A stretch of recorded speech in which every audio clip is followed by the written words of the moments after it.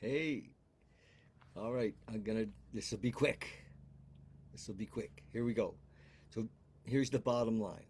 Um, I'm in a kind of I don't know, an enviable position in some ways that I think because I've been doing this for quite a while, I get to talk to a lot of people. People call and people show up in my life, and I in my prayers I'm available for that. And what I often hear is, what should I do? People are, they say, what should I do? What do you think? And and they're recognizing, I see this all the time.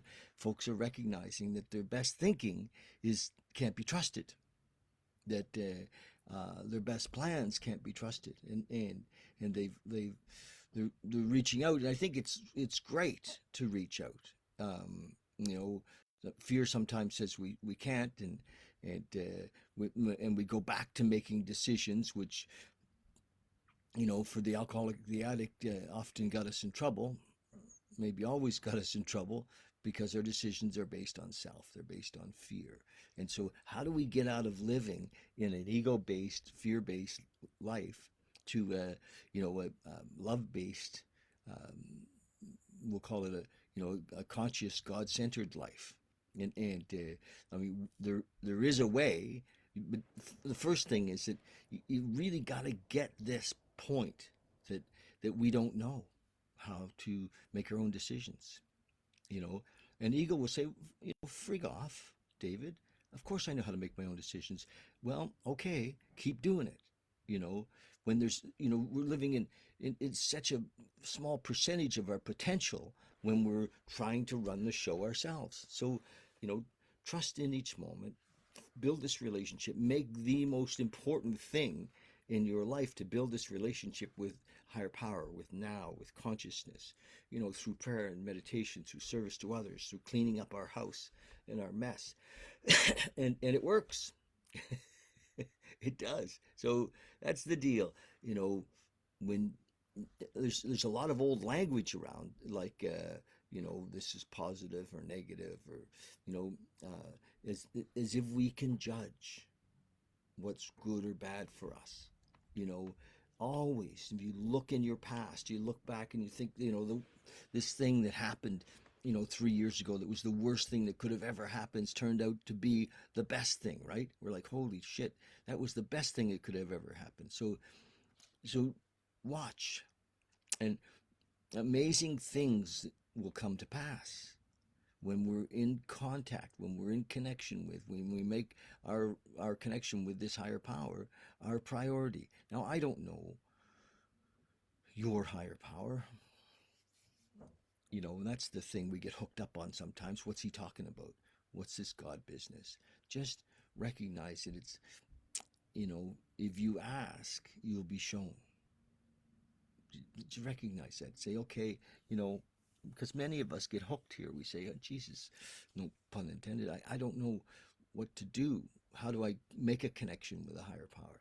Well, um, talk to him, it, that, slow down, be, be still. Be still. Meditate. We're going to meditate in a couple of minutes, and meditation actually helps us to open that door. Not that there is a door, because it is already you. There is no separation already, except for in our mind and in our thinking. And our thinking says, I got this. I got this. And it's just a crock. It really is. I talked to a friend this morning who's out of the country and trying to figure out what to do. What's the best plan? And he's smart. He's a smart guy, um, but I don't see that he has peace. You know, and it's just trying to figure out how we should manage life, and we're not good managers. Why don't we let this higher power, as we grow into this relationship, manage our life? That's the deal. Period. Full stop. I know it's like, holy shit, are you kidding? Because we have this idea that if we're not managing our life, we won't get what we want. God will rob us. such a joke, but you know, because we're already there. It's already happening. We're already one with that. We just come to realize it. And that's the thing that happens. When they talk about self realization, they mean that we actually recognize and realize that we are one with that universal intelligence, with that consciousness, as God as we understand it. Jesus said, I and my Father are one. He what was he saying? We are that. But we have to slow down and experience it. We're such a hurry to manage life, right? And that we miss it. We go through our whole life thinking that our savior is outside of us. That it's in stuff. Let go of all your stuff. Who cares about your stuff, right? Nobody. Stuff. My old grandfather, Glenn, used to say that you never see a U-Haul trailer behind a hearse. It doesn't really matter. So here's what does matter is this relationship. Period. Full stop. End of sentence. So that's it. Okay, I'm going to read and see what our little 24-hour day book says about what if there's anything there that relates to what I just said. I don't know. Sometimes it does click. It's amazing. Sometimes it doesn't. January 12th, or no, February 12th. Look at that. How you all doing out there today? Hey, February 12th. This is from the 24-hour day book. It was written 1954, right? And hey, Barb, nice to see you. I'm glad you're here. Thank you. 1954. As we look back, this is was written in the early days of AA and the 12-step world, and so some of it's quite dated, but the message is the same. God consciousness, building a relationship. So here we go. As we look back on all those troubles we used to have when we were drinking, the hospitals, the jails, we wonder how we could have wanted that kind of life. As we look back on it now, we see our drinking life as it really was, and we're glad we're out of it, for sure. So after a few months in the 12-step world in AA, we find that we can honestly say that we want something else more than that life. And when he calls, he talks about drinking, but I can talk about, the life of confusion, the life of chaos, that, it doesn't always have to be around a substance. Many people are, wake up in the morning, or they're having panic at night, they can't sleep, their relationships are a mess. Yeah, they have the bedevilments. I'll talk to you tomorrow about the bedevilments. Um, So after a few months in the 12 steps, we find that we can honestly say that we want something else more than that crazy life, than drinking and using and the crazy life. We've learned by experience that a sober life is really enjoyable. Yes. And we wouldn't go back to the old drunken way of living for anything in the world. And the question in the thought for the day is, do I want to keep sober a lot more than I want to get drunk? And, it's good. The wanting is good, because the wanting, the proper use of the will for sure. But it really is this relationship that helps us even to have the wanting. It is this relationship with consciousness that, we on our own can't do this. All the wanting in the world won't keep us sane, or because the old ego is so cunning, baffling, and powerful. Half measures avail us nothing, right? Meditation for the day. My spiritual life, he says, depends on an inner consciousness of God. Yes, that's what I was just saying. Isn't that beautiful? I love, back he wrote this probably in the 40s. He got published in the early 50s. My spiritual life depends on an inner consciousness of God. I must be led in all things by my consciousness of God, and I must trust him in all things. That's exactly what I was just saying. My consciousness of God will always bring peace to me. Peace, baby. I will have no fear, because a good future lies before me. A good future, an amazing future, blessed future, yes, lies before me as long as I keep my consciousness of God. So, how do we build that consciousness, that relationship? Prayer, meditation, service. Yes. If in any single happening, event, and plan I am conscious of God, then no matter what happens, I will be safe in God's hands. I love it. Beautiful. Prayer for the day. I pray that I may have this ever consciousness of God. I pray that I may have this ever consciousness of God. I pray for a new and better life through this God consciousness. That's beautiful. That is really beautiful. So, I mean, you guys, it, you know, if there was some other way,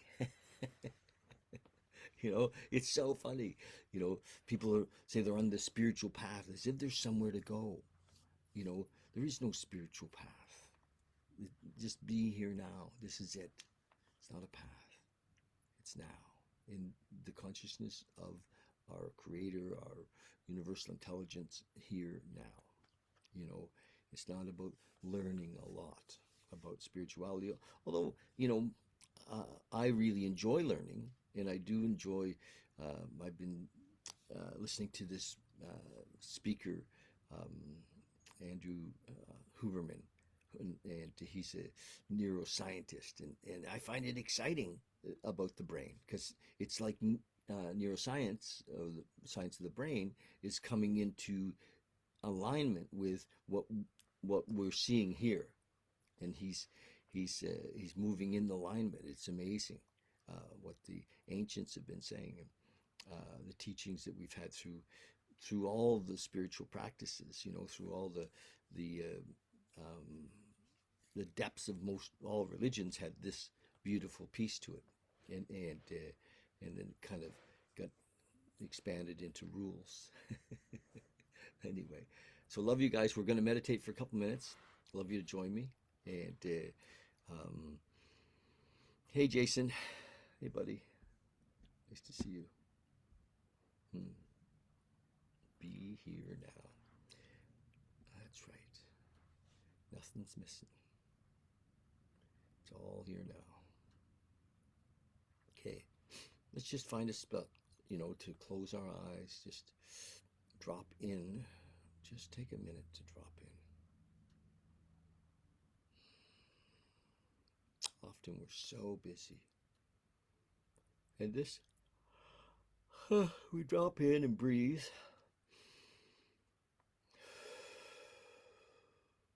Kind of disconnects the chaos of the day. And when we become clear in this moment and quiet, clear and quiet.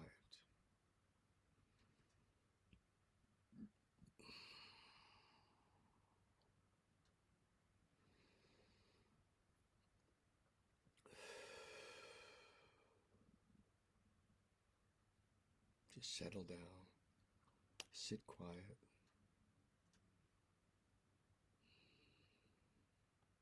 Drop in,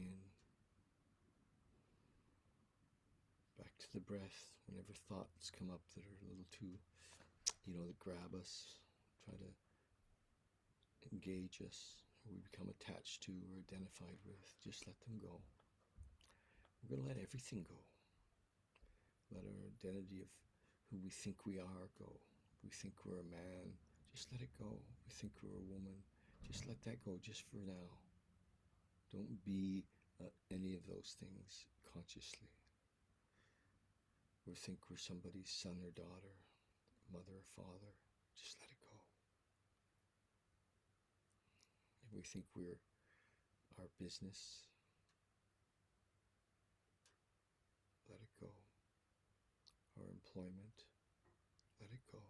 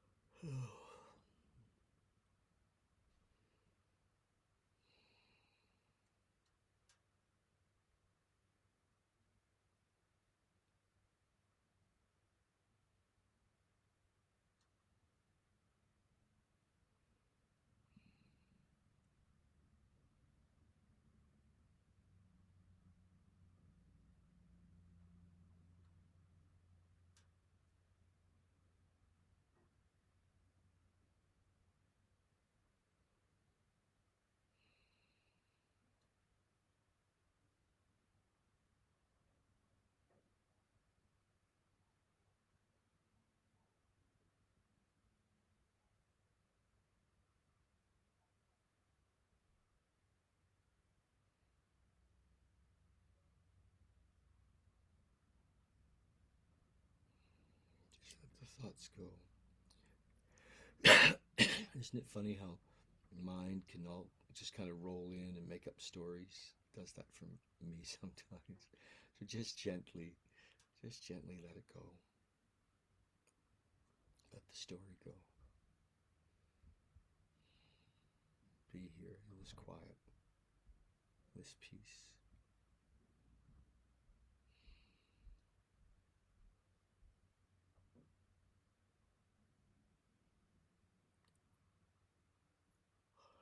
Oh, beautiful.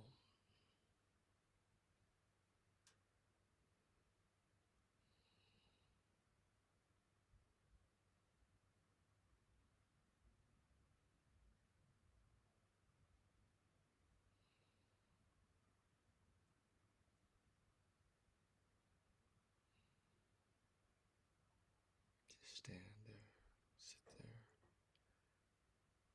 surrender. No mind, no body, no next, no time.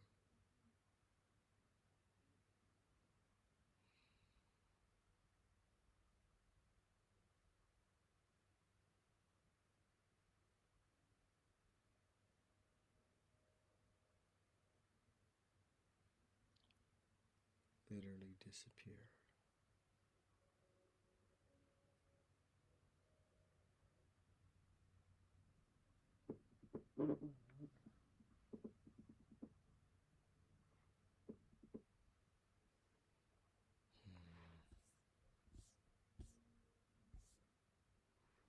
Okay, come back when you're ready. It's beautiful. Just gently come back.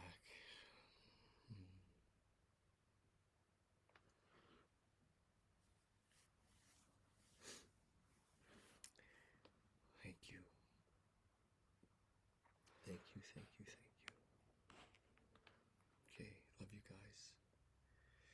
Love it if you go to YouTube and maybe watch a video or two and make a comment.